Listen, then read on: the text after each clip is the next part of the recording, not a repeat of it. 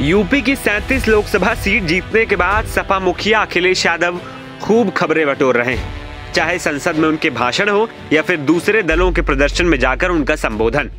अखिलेश का कॉन्फिडेंस साफ झलकता है। तो मॉनसून सत्र के दौरान अखिलेश यादव खूब इंटरव्यू भी दे रहे हैं। इसी कड़ी में अखिलेश यादव अपनी ही पार्टी के राज्यसभा सांसद और देश के बड़े वकीलों में शुमार कपिल सिब्बल को एक इंटरव्यू देने पहुंचे, जहां अखिलेश ने यूपी में अपनी जीत और बीजेपी की हार पर बोलते हुए कुछ ऐसा कहा जिस पर अब खूब चर्चा हो रही है। दरअसल ऐसा माना जाता है कि सपा मुस्लिम और यादव का गठजोड़ करके ज्यादातर सीटों पर जीत दर्ज करती आई, जिसे MY फैक्टर का नाम दिया जाता था।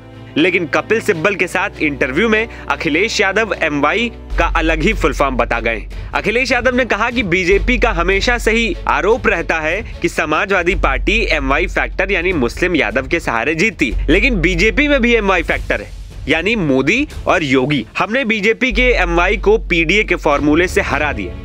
अखिलेश यादव ने कहा कि PDA जो बड़ी आबादी है, जो 90% लोग हैं, उनकी आवाज बनकर गठबंधन बनाया, उस पर लगातार काम किया, संविधान, आरक्षण, भेदभाव की बातों को उठाया। जो सपने देख रहे थे 80 में से 80 सीटों का, उत्तर प्रदेश की वजह से बहुमत में भी नहीं आ पाए।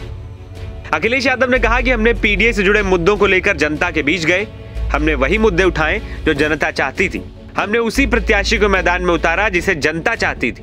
हमारा यह फॉर्मूला काम कर गया और जो लोग 80 में से 80 सीटें जीतने का सपना देख रहे थे, जनता ने उन्हें रोक दिया।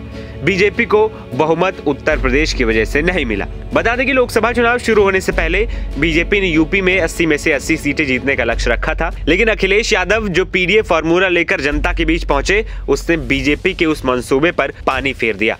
साथ ही बेरोजगारी और संविधान को खतरा एक बड़ा मुद्दा रहा, जो बीजेपी के लिए नुकसानदायक साबित हुआ। इसके साथ अखिलेश यादव को राहुल गांधी का बेबखूबी साथ मिला, जिसके कारण NDA के खिलाफ इंडिया गठबंधन ने 43 सीटों पर कब्जा किया, तो वहीं NDA सिर्फ 36 सीटों पर ही सिमट कर रह गया।